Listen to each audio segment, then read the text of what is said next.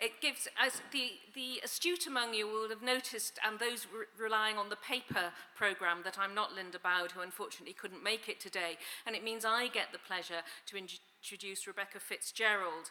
Rebecca is Professor of Cancer Prevention at the MRC Cancer Unit at Cambridge. She's also Fellow and Director of Clinical Studies at Trinity College, but actually started at my alma mater at Girton a few years after me.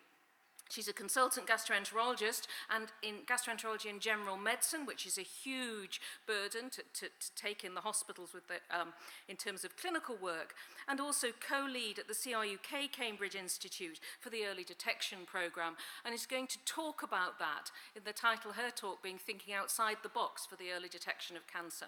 Rebecca, thank you.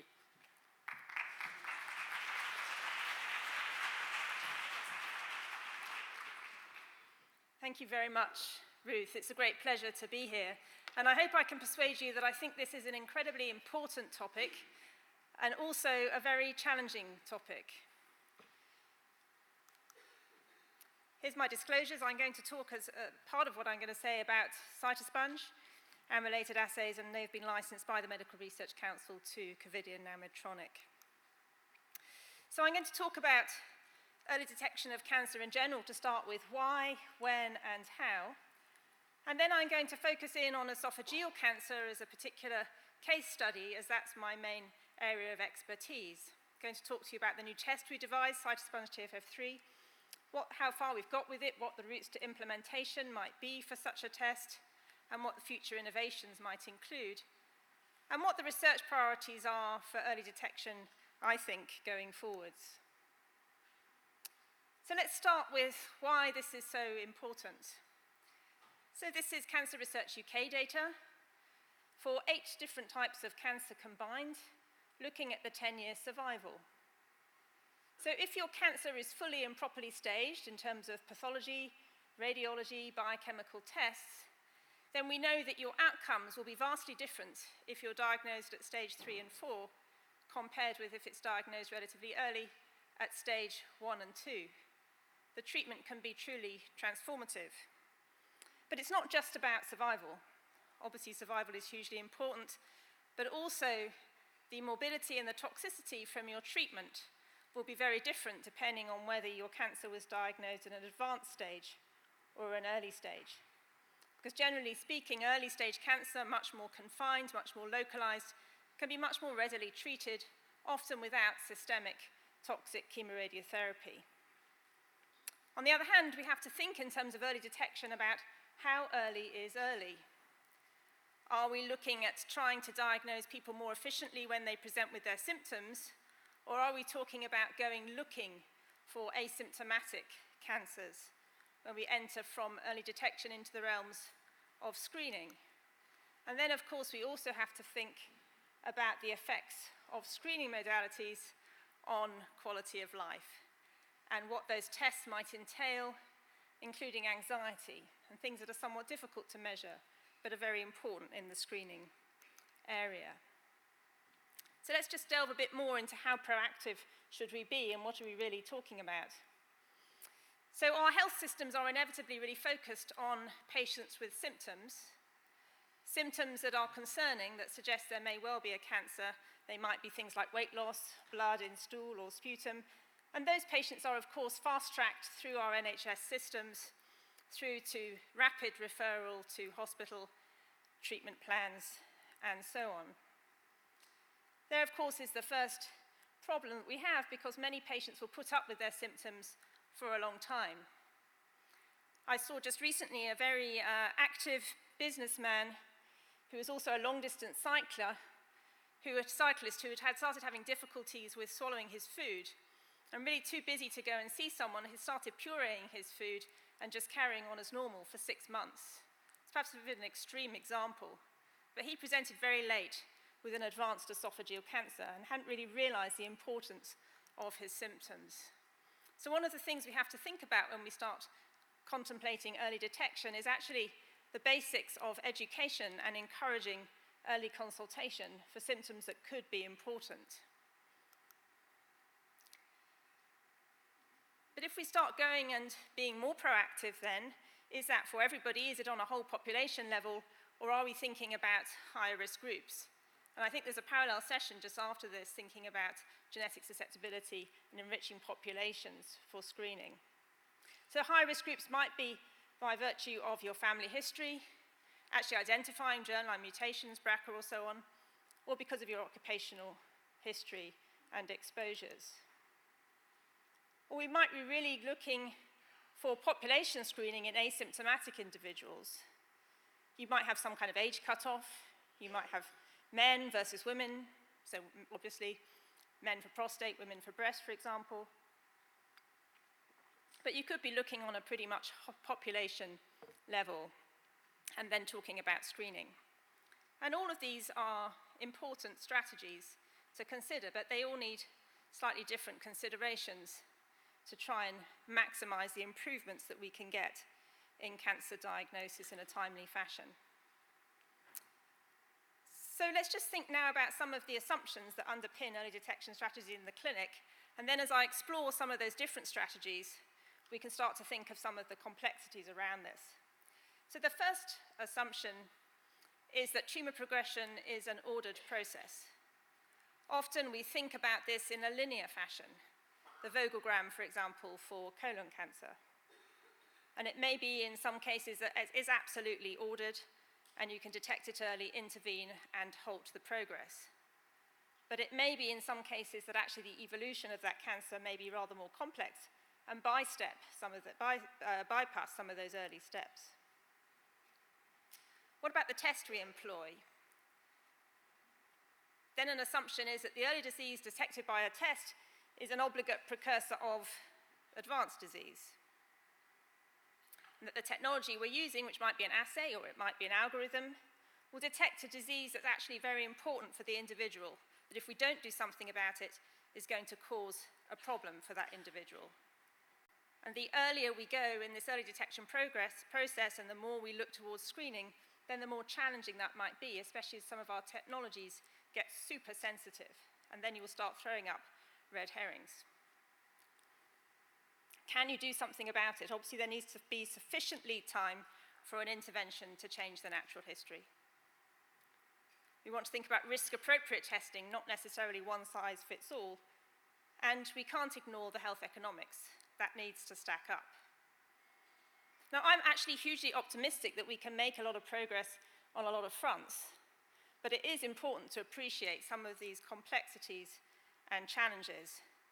And we need to be very thoughtful when we're thinking about which specific cancer we're contemplating, because it's not the same for all cancer types.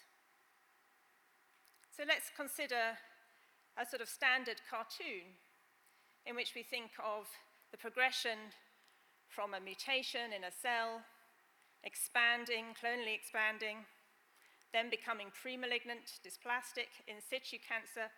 All this time, this is inconsequential to the individual. This early lesion is sitting on top of the basement membrane, it's not invading. The person will probably be unaware unless it's big enough to start causing some obstruction or some kind of symptom. But very often will go unnoticed. And this may be happening over a period of years.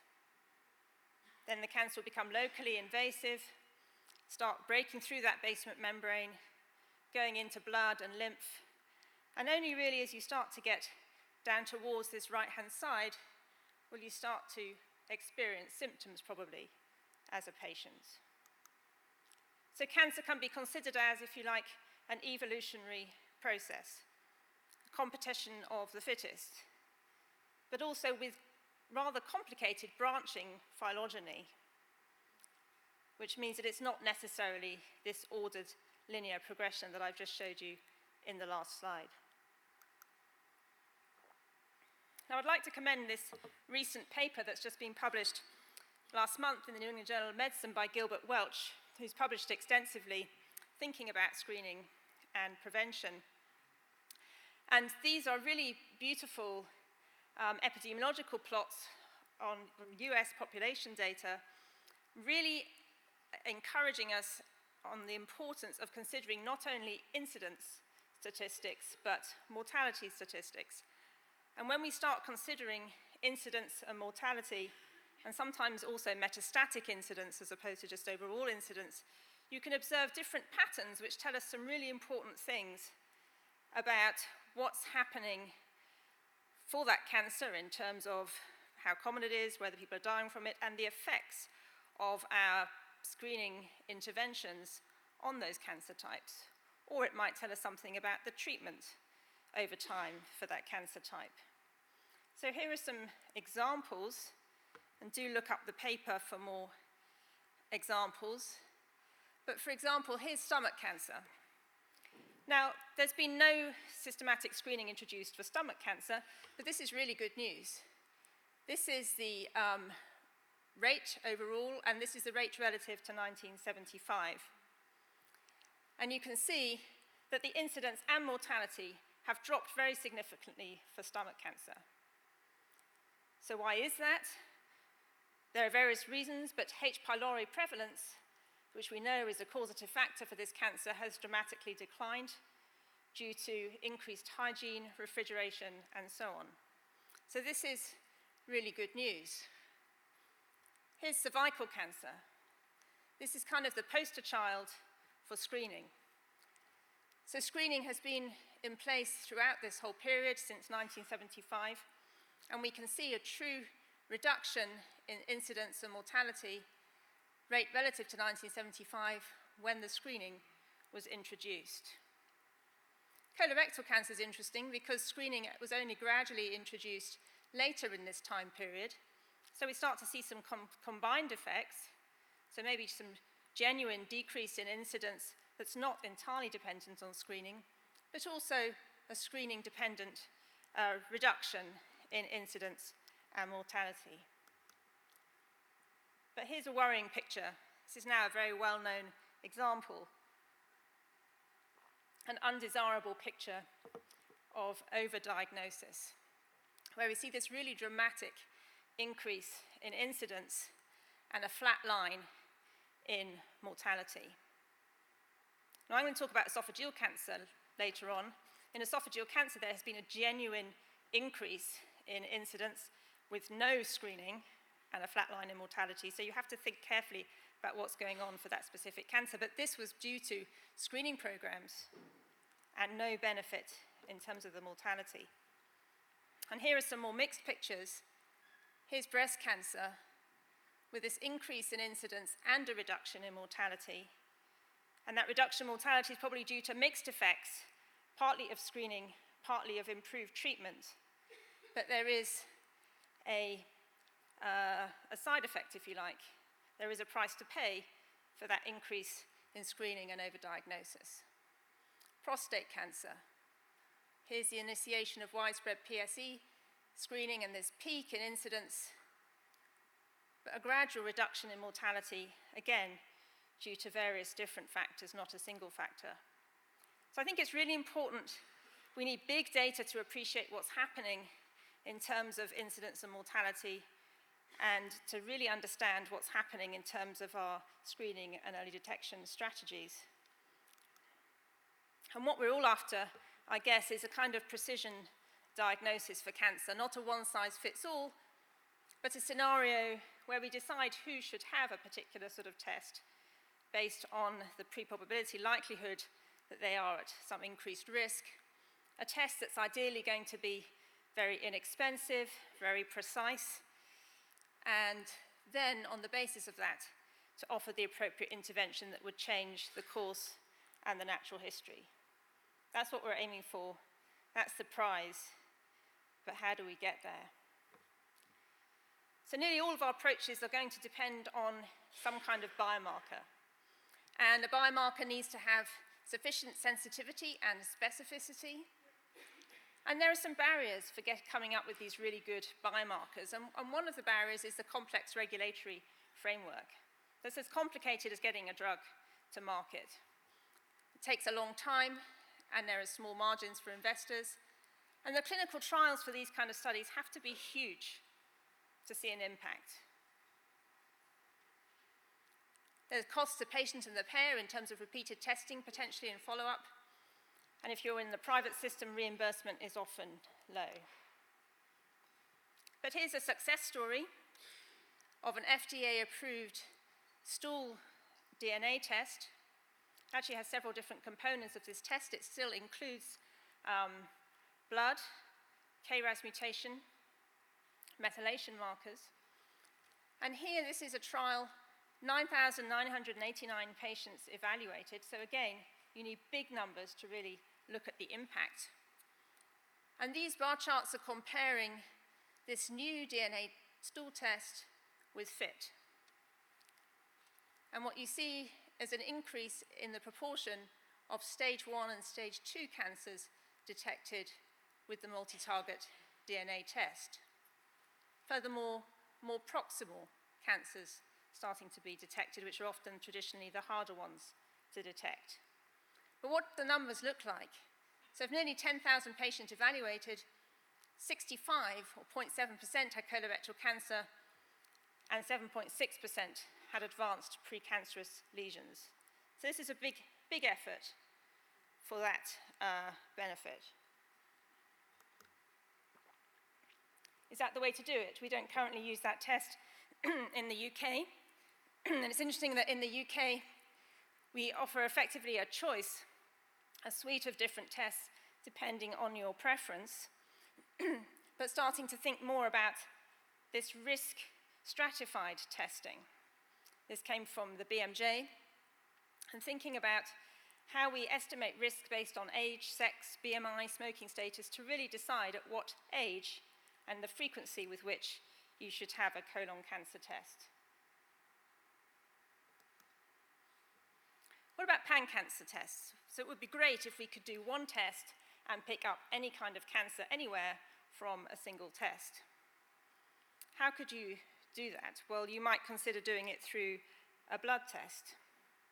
So this is data from Hopkins, published in Science, 2018. And this is the CancerSeq test, which again uses a combination of biomarkers, both DNA mutation and protein biomarkers. What I think is really interesting about this is that some of the very traditionally hard to detect cancers, here's ovary. This was the highest proportion of cancers detected by this CancerSeq test compared to, say, breast and lung. Not surprisingly, if the cancer is more advanced, it's easier to detect than if it's stage 1. And of course, it's the stage 1, 2 cancers we really want to detect with these methods so that we can improve the outcomes. But that's going to be tough for any pan-cancer test. And the stage 1 in this iteration was around 40%. And like any kind of biomarker test, you start off evaluating patients with cancer versus very clean controls. And so you have to then take these to true population screening scenarios to really see how your sensitivity and specificity will play out.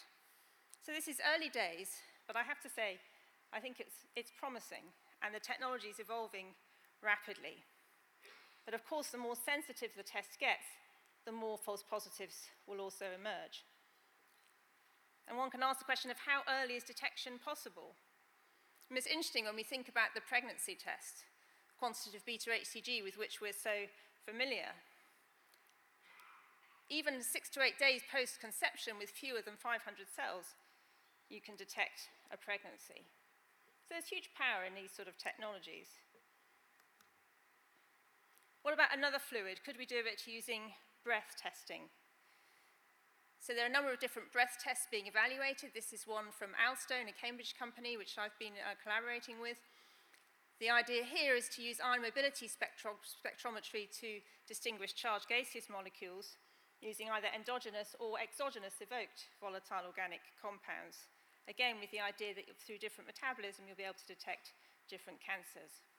One of the challenges with these pan-cancer tests is how you then get the specificity to know where your signal has come from, and the degree to which you have to follow that with these really kind of whole body type of imaging studies to really find your signal and which cancer the patient has.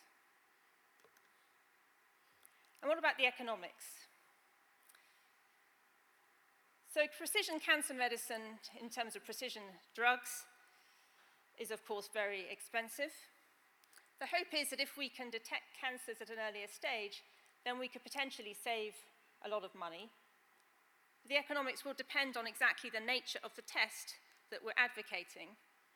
And I'm a strong believer that if we're really thinking about mass testing, then we need to be very practical in the way we think about it and come up with really simple, patient-orientated, patient-friendly types of tests to really make them stack up economically. So I hope that gives you some kind of background and framework for thinking about early detection with the promise and the challenge.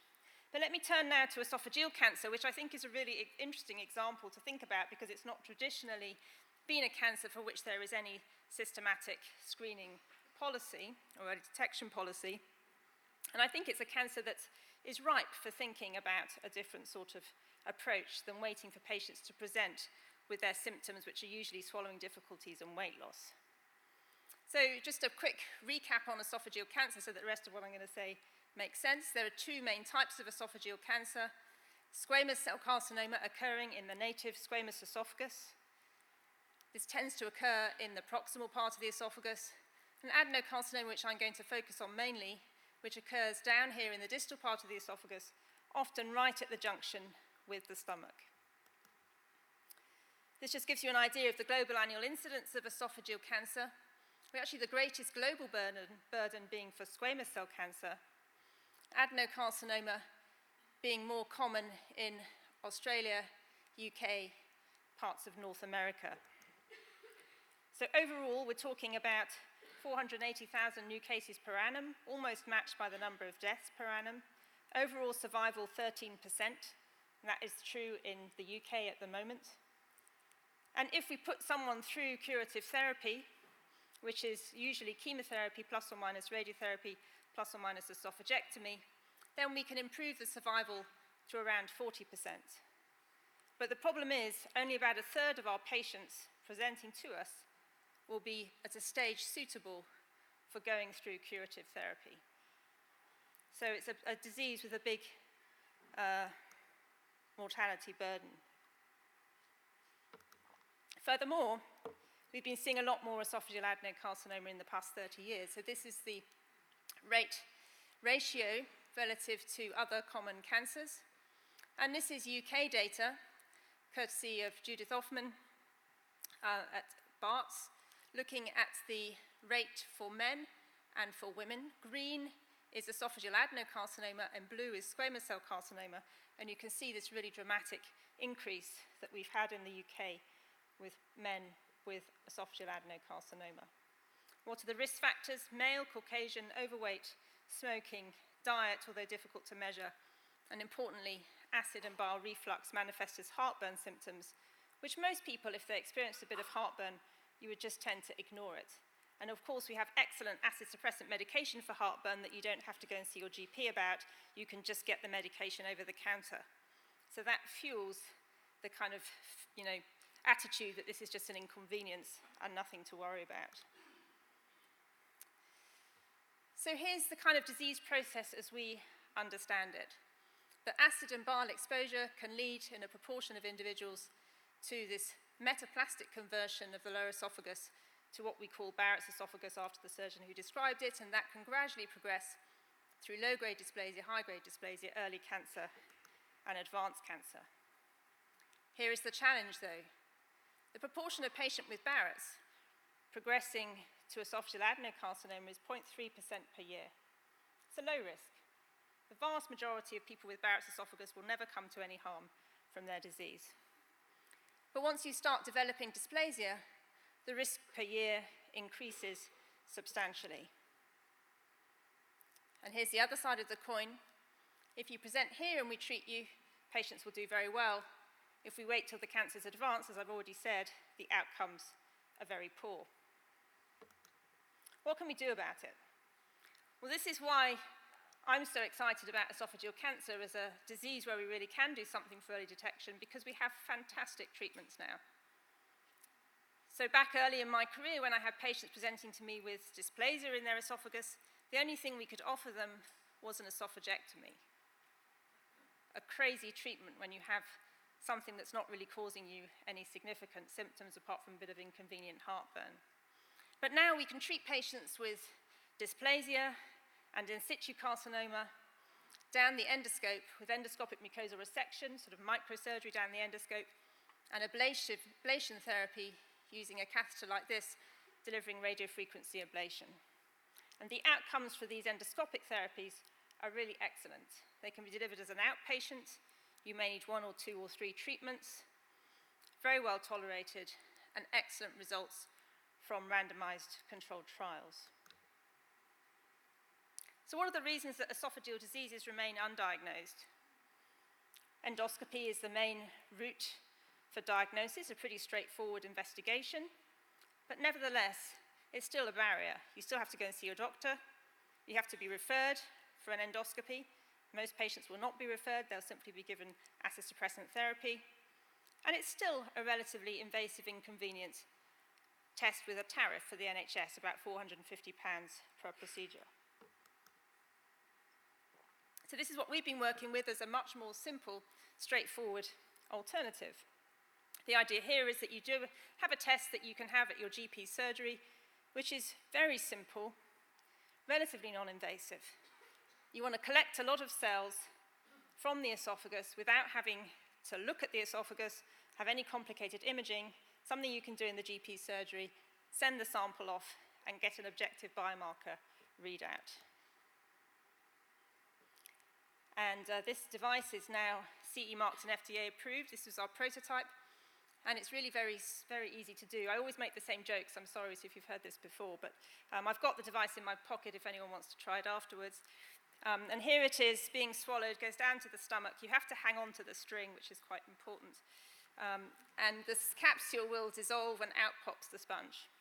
And then the nurse will retrieve it, pulling it back. After the whole thing takes 5 minutes to allow the capsule to dissolve, and you pull it back and you collect cells from the top of the stomach, the Barrett's esophagus if it's there, normal squamous cells from along the esophagus, and out pops your sponge that you can put in a pot. Now, last week I had the opportunity to tell our Prime Minister about this test, and this is what he said. But when thinking about the device, there are a number of factors to consider, even for a device which is incredibly simple. We need to think about safety, acceptability, the cost of the device, the ease of the administration, and the stability of the transport. So when we put this sponge into the preservative pot, that standard preservative, it goes to the lab at room temperature. And you have to think about some of these rather boring practical details if you want your test to be suitable on a large scale. So we've done extensive studies now with this device, and this is a systematic review published last year looking at multi-institutional data on the safety and acceptability. This was in 2,600 odd procedures. Most people can swallow the cytosponge very easily. It's about the size of a multivitamin pill. Is it safe? Yes, it's really safe. Can anything go wrong? You'll all be sitting there thinking, well, what happens if the string breaks? Well, less than 1 in 2,000 times the string will break, and if the string breaks, well, there's something in your stomach. You probably could leave it there and it might just pass, but we wouldn't leave it to chance. We would just go and fish it out with an endoscopy, which will be inconvenient, but really not a big deal. Have we seen bleeding? Really haven't had problems with bleeding. There was one little tiny bit of bleeding in a patient of 85 who was on aspirin, which was self-limiting. What do people think about it? Obviously, that's very important, and we've been evaluating that extensively in all our studies, and from that combination, that meta-analysis, the median was 6, and you'll be amazed some people even say it's 10. We compare the acceptability of cytosponge to endoscopy without sedation and with sedation. Obviously, if you're completely out of it for your endoscopy, you won't mind. People generally prefer the cytosponge to an endoscopy without sedation. Now, here's what you collect with the cytosponge. When we look down the endoscope, this is a Barrett segment here, and we take very targeted, tiny biopsies. And I'll come back to the molecular heterogeneity in a little bit. But one of the problems with endoscopic biopsies, particularly for monitoring patients with Barrett's, is that you get a very tiny snapshot of what's going on in that field of epithelium. What's quite interesting with the cytosponge is we just get an unbiased sweep of the cells along the passage as you remove the cytosponge. That then means you've got a challenge to work out what's in your sample, so you need to have good biomarkers, but potentially you've got a nice representative sample of all the cells in your passage. This is what the sample might look like. We've got a mixture here of squamous, these are normal esophageal cells, some stomach cells and the Barrett's. And the stomach cells are a really useful quality control because it tells us the sample went down into the stomach. So then you need a biomarker. And again, you need to be practical, thinking about the storage and transport, what the biomarker is, whether it can be done in a routine lab or whether it needs to be centralized, how you're going to assess that biomarker and score it, and the cost of the assay. So we started working on this some time ago, and we took the decision that we wanted a protein biomarker that would be very stable and applicable in a routine NHS lab. And this was how we started off with an experiment to compare gene expression across gastric, Barrett's esophagus, and normal squamous esophageal cells and come out with a long list and a short list of possible biomarkers. And we then went about testing and, in this case, developing antibodies suitable for a clinical test. And TFF3, although HOXB5 looked promising here, was TFF3 that really we managed to produce the most clean antibody that we could score in a binary way as positive or negative. And then we've gone on to test this in a series of studies. First of all, thinking about feasibility. Would patients come and do this in a primary care setting? Then thinking about test accuracy. Now moving to a case control study design to really have enough power to look at accuracy. And this was the data on accuracy from the BEST2 trial, 1,100 patients. Overall sensitivity, 79.9%. The more Barrett's you have, not surprisingly, the more sensitive it is. Sensitivity maintained as you progress towards cancer, and pretty specific at 92.4%. That's an intention to treat analysis, including all samples, even if the sponge didn't reach the stomach. Now, if the sample doesn't include gastric cells, we would suggest that that's inadequate and we would ask the patient for a repeat. If you remove the inadequate samples from this sensitivity analysis, it's 94%. If you repeat the test, the sensitivity is 90%. So we always want to improve on things, but we're pretty encouraged by this data, particularly when you look at it in relation to other tests. So just recently, we've been performing a randomized control trial in the UK across 120 sites. We've randomized 13,500 patients, in which half were invited to receive the test and the other half had usual care. And the primary endpoint of this trial is the number of new Barrett's diagnoses. So this is the randomization. If the result is TFF3 positive, there are endoscopes to confirm the diagnosis, and we also endoscope 10% of all negative patients in the other arms. I'm afraid I can't tell you the punchline of this trial. You'll have to wait till January, but we have finished it successfully. We're just gathering the data now. 39% of patients agreed to take part in the intervention, which in this kind of trial is pretty encouraging. The safety was excellent, and look at our acceptability. I think we must have absolutely fabulous nurses, 9 out of 10 on that scale of 0 to 10. Now, although I can't tell you the results, I can give you one little anecdote. Anecdotes are always dangerous, but obviously if we detected early cancer from this trial, I had to be notified because we had to organize treatment for the patients, and there were a number of such early cancer diagnoses, even though the main outcome of this trial, the main endpoint, is detection of Barrett's, not detection of cancer. And this was a female scientist in Cambridge who took part out of curiosity because she was interested in science. She had heartburn for 20 years, but not had an endoscopy.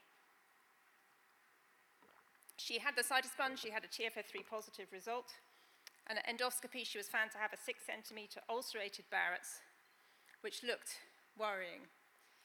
She went on and had a full workup following a pathology which suggested dysplasia. She had no nodal involvement endoscopic ultrasound. She had to have a microsurgery down the endoscope with a 12-piece endoscopic mucosal resection, showing that she had a PT1B, SM1.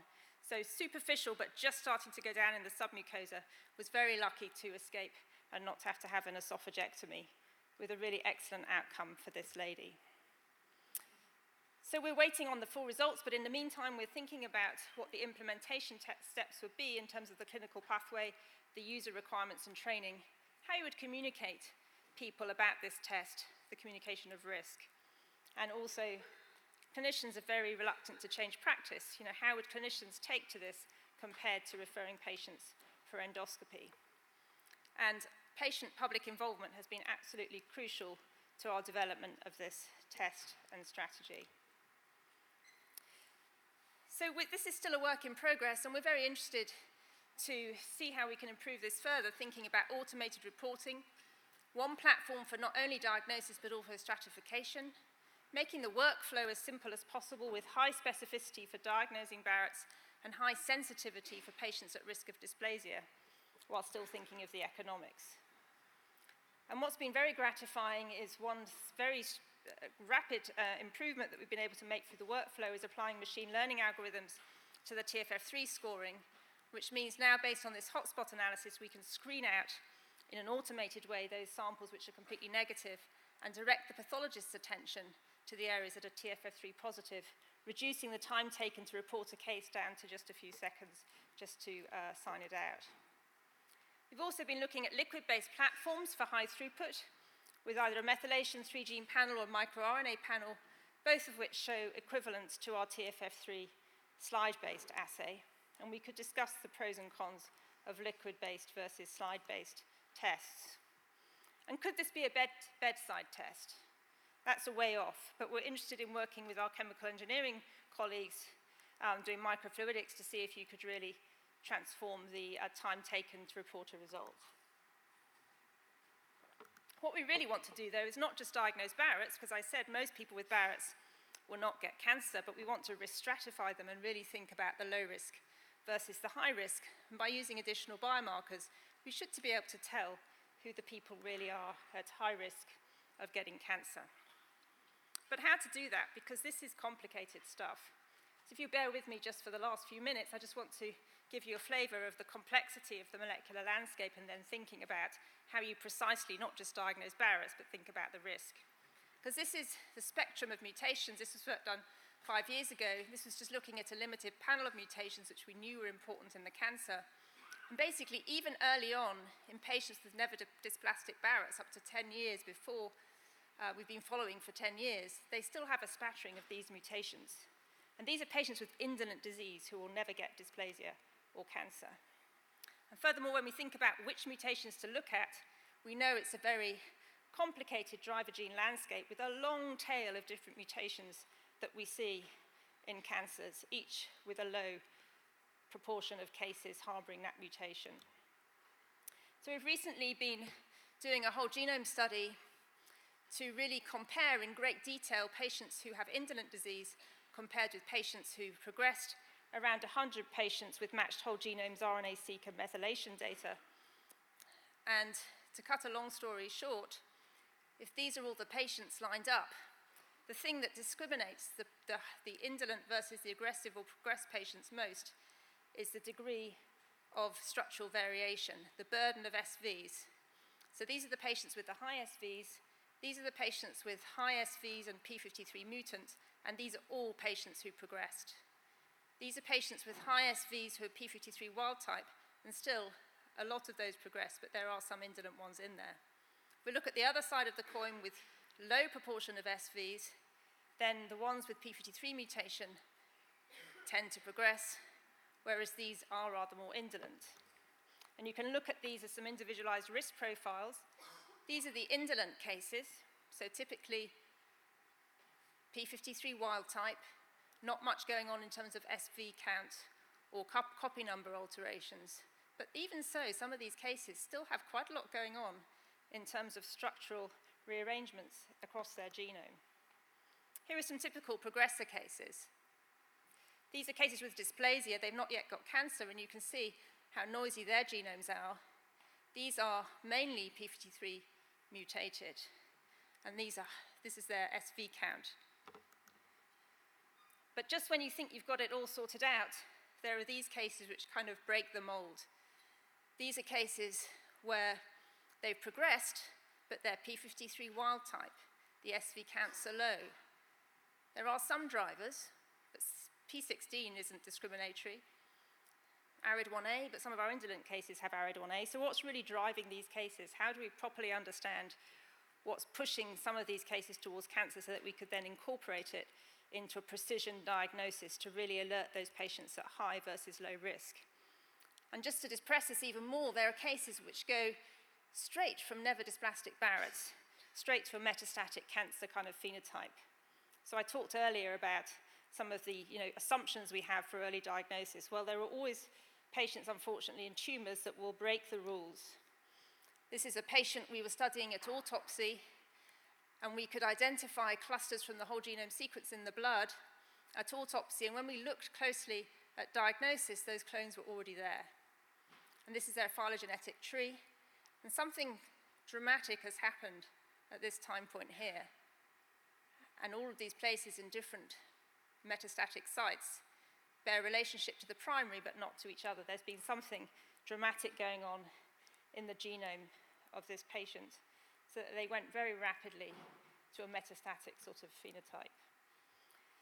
So I think esophageal cancer is ripe for a new clinical strategy for early detection because it's a very serious disease, and we now have excellent treatments if we diagnose it early.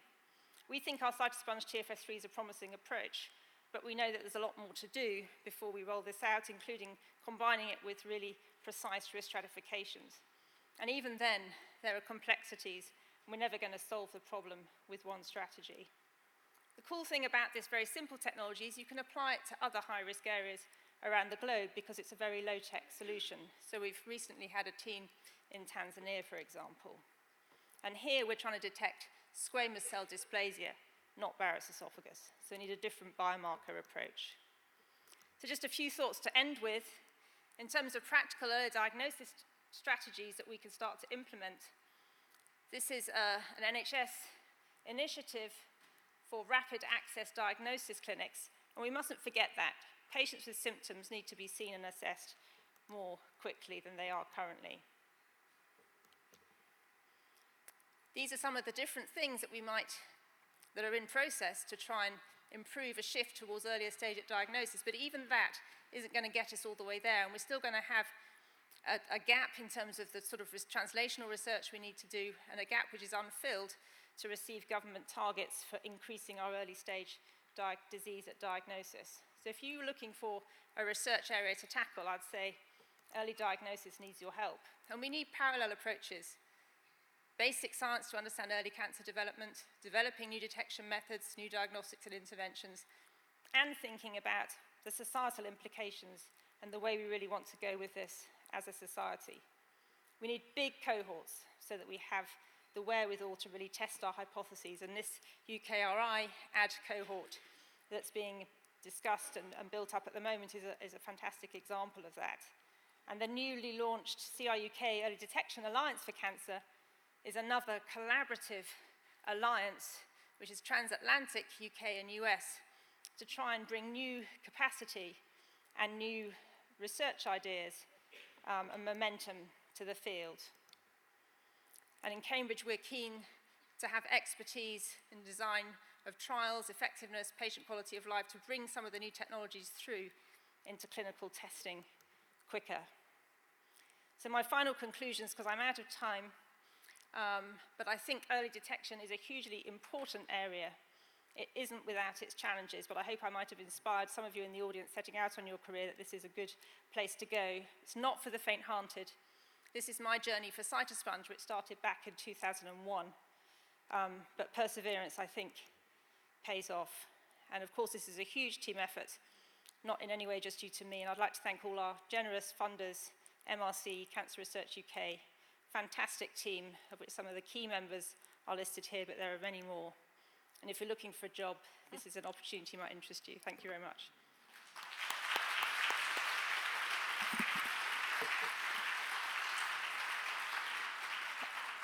Thank you very much for a fantastic talk. I think probably we're slightly pressured for time and we won't take questions, but I know Rebecca will be around. So we've now got 6 parallel sessions. There should be something to interest you, and we as an organising committee will have done our job if you're struggling to choose. And then there's the civic reception and networking at 6:45 back in the exhibition hall.